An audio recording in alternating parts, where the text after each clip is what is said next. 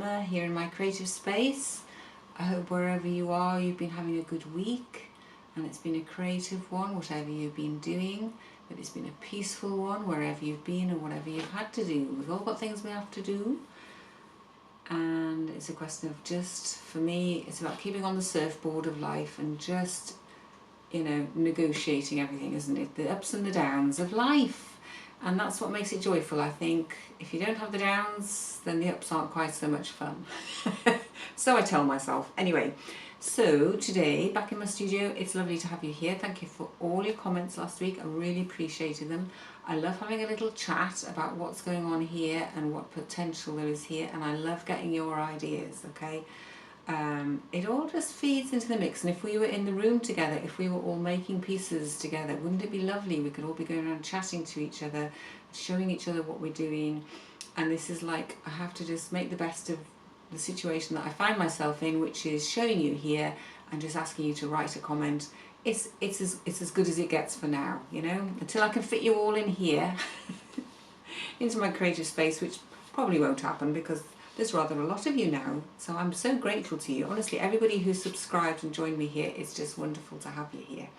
I didn't start with the intention of connecting with lots and lots of people. I just started with this idea that I could show the world something that might be helpful to people, and just share what I do.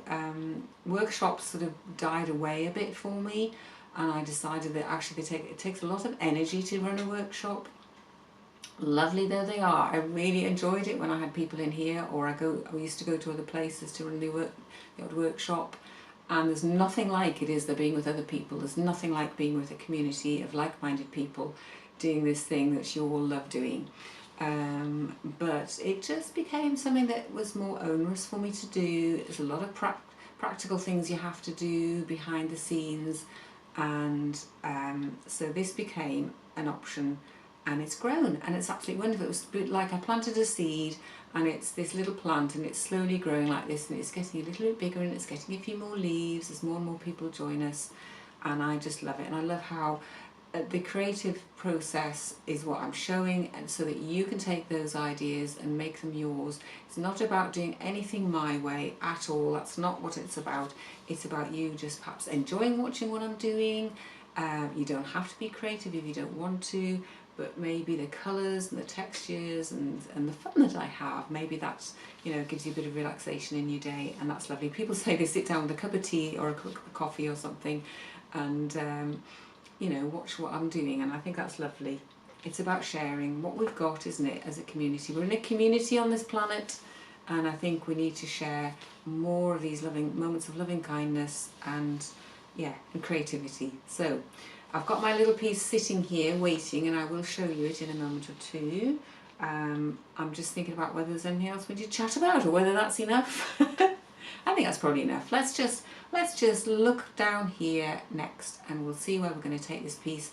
It's kind of exciting, but I'm also, it's a little bit scary because I've actually now got to commit to doing some sewing, and that's for some weird reason, even though I've been doing this for many years, each piece I make, there's just this sort of edge to it that says, ooh, I've got to do it now. I've actually got to commit to doing this.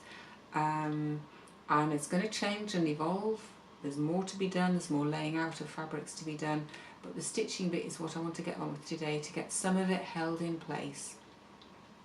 But as I say, it's a little bit scary. So I think the first thing I'll do is choose some threads, and we'll have a little look at where we're at and take it from there. Okay, so this is me choosing some threads, and funnily enough, I'm kind of starting with these lovely blue colours, and I'm thinking I'm going to put both of those in my little basket just in case.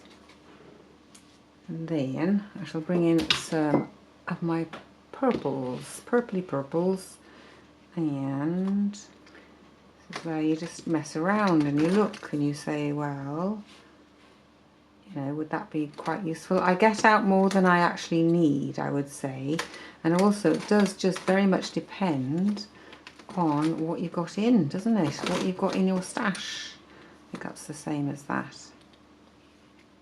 Oh, I think some of that might be useful, but is that the same? No, it's not quite, you see. Very subtle differences sometimes can make all the difference. I might need two of these actually. Let's start a second one off. I love doing this. I love putting all the threads together and just seeing, see there's that, those sort of colours as well are quite good as well. Let's put those in there as well. I love doing this. It's just beautiful to do. It's like playing in a sweetie shop for me.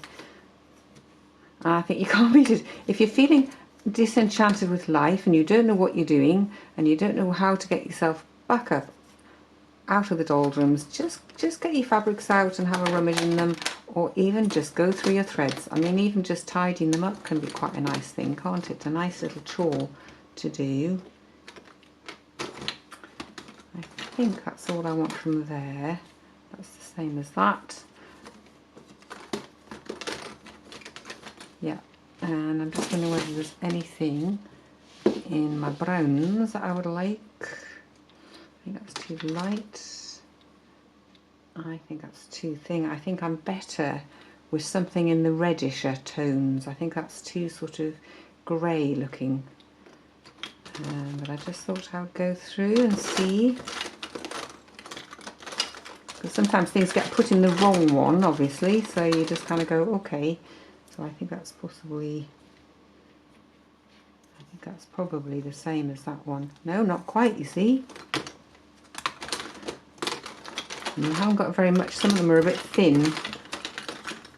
Some of them have got more on than others.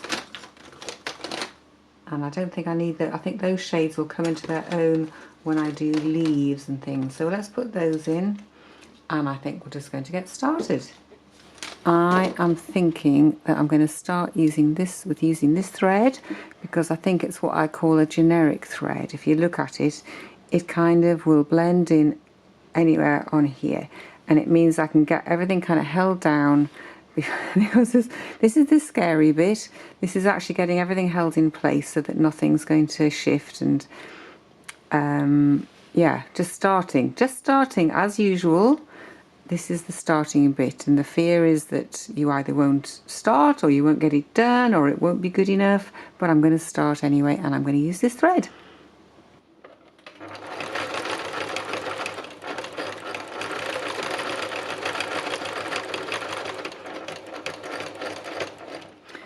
Okay, so I've made a start, and what I love is it's a very slow, gentle process, this, of trying to make sense of all these little pieces of fabric and allowing them to stay as sticky up as I want them to be, but also to hold some of them down so that you get different layers and different textures going on. So this is a very slow process.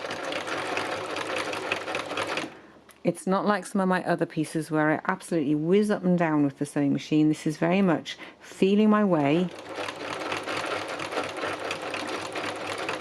because I don't want to overstitch it. I don't want everything laid flat, and I don't want everything sort of held so much that we lose this lovely texture. So it might be, for example, that I will take the needle up and I'll move it across to another place so that I'm not just getting this continuous line of stitching. So I have to work out with each little piece exactly what I'm trying to make sense of here, you know, how it's coming together. It's a bit like crafting, I suppose, a piece of something with words in, only the language I'm using here is the fabrics. I've never thought of this before. I'm using fabrics and textures and stitch as a language here, and I want this to convey particular things. So it's important that I get the right words in the right place, if you like, the right stitches, the right pieces of fabric in the right place.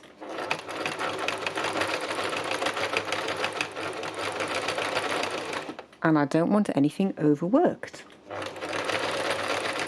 It's kind of, I need to do a really light touch on this. I think that's the way I would describe it.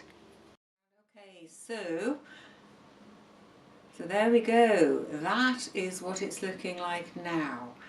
And I'm really just fascinated how that has come, this beautiful tree.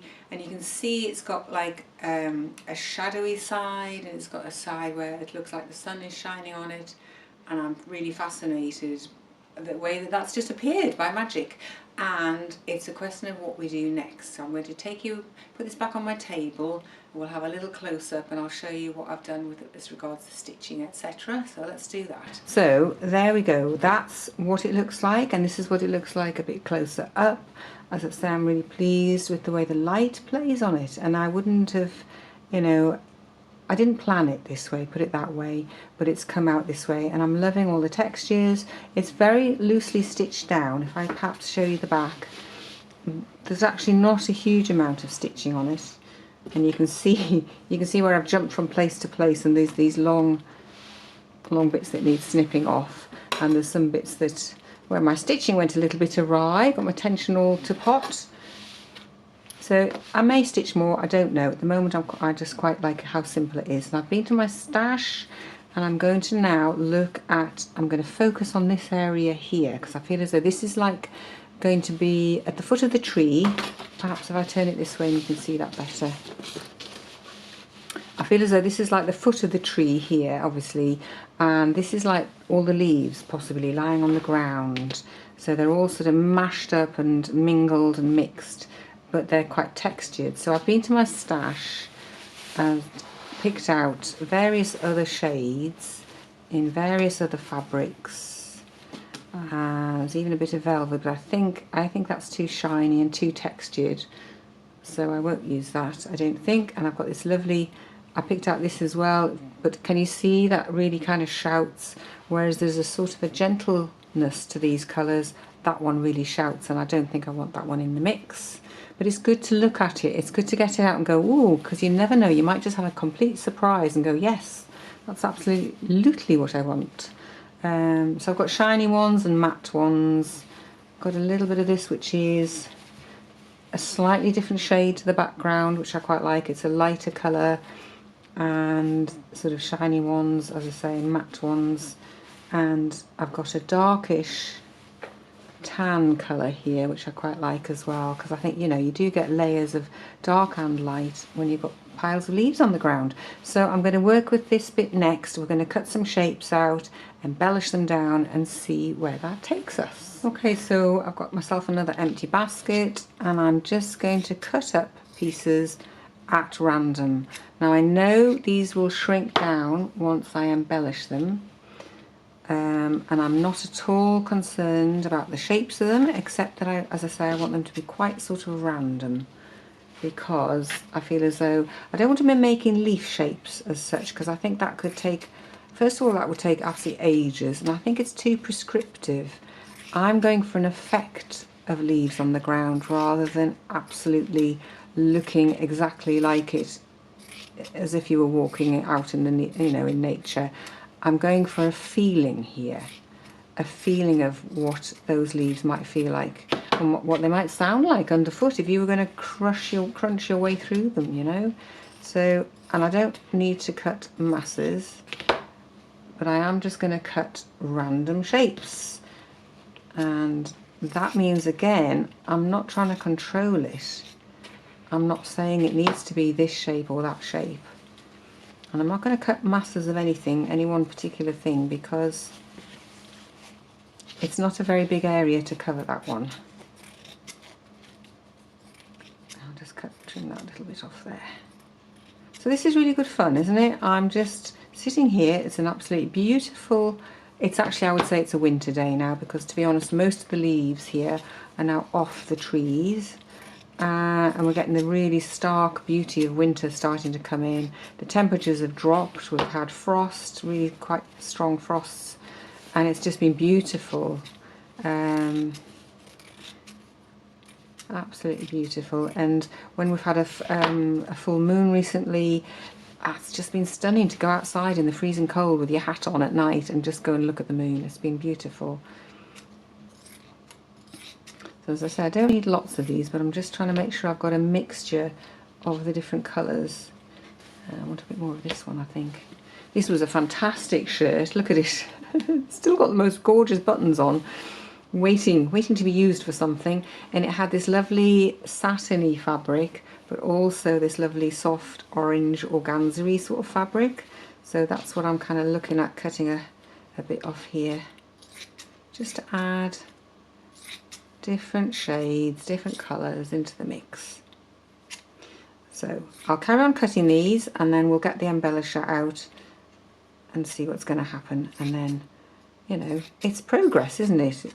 It's progress, but it's enjoyable. I'm not stressing about anything, nothing else to think about when I'm down here, honestly.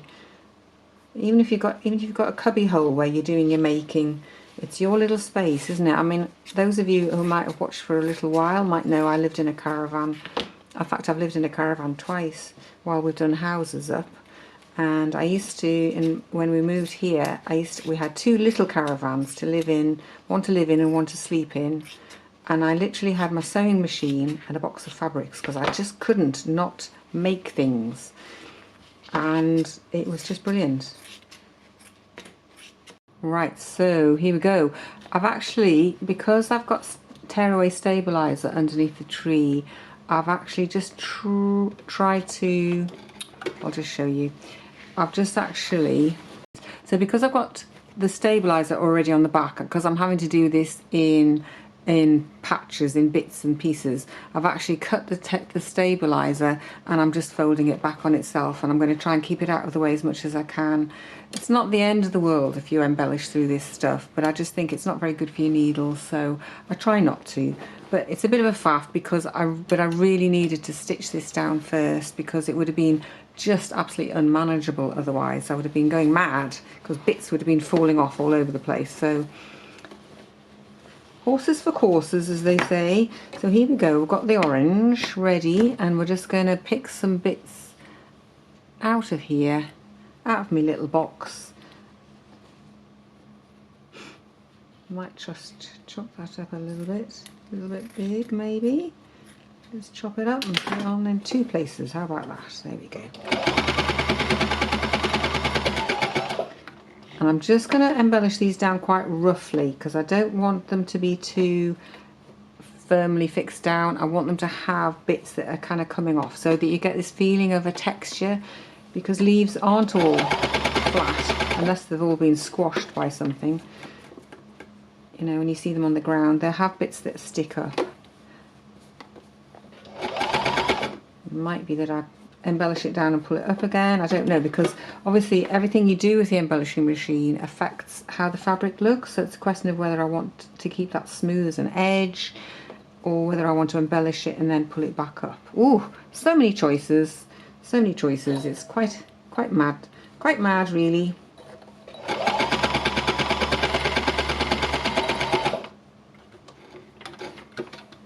And I'm just doing this as I feel it, you know, and obviously there's some of this underneath that, because I've put this lovely background down, that can just be part of the underneath, it can be part of the layering. Or I can add, you know, I can add some more of this background fabric down if I feel it's disappearing too much. So it's just lovely, I just love it. I love feeling my way into it. See, that one doesn't embellish down as easily, it doesn't scrunch, so it's got a different feel to it. It's rather nice. I think that's a bit big. I'm going to chop this one up a bit again.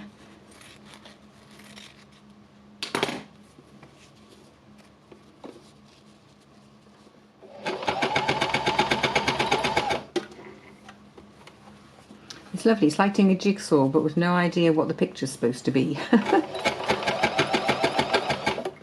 And nothing matters, because with the embellishing machine you just take off what you don't like and you move it somewhere else.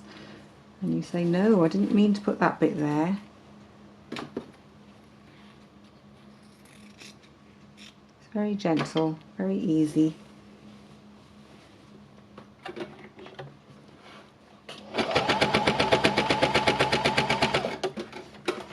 So I'll carry on putting these pieces on and I'll show you when I've done that.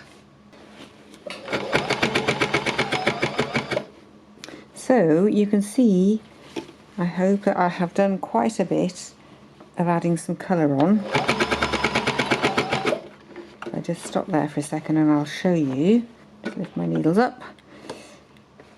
And you can see that we've got this lovely texture over here, and now we've got some texture over here, which is not obviously crazily textured, but it's got some level of texture. And I think I'm going to stop there. I've done some nice mixes of colours. We've got some layers going on, put things on top of each other. So I've kind of added some of the base layer on top as well, and I think that's okay. I think we'll stop there. I don't want to overdo it. I don't want to overdo anything. My motto usually is keep it simple and less is more. That's my thinking on most of these things. In fact, that's my thoughts on life. Keep it simple. So I think next week we will get over to the sewing machine and do some free machine embroidery. So thank you so much for being here. I'll see you next week in my creative space for some more beautiful creating. Thanks again for your company. Bye for now.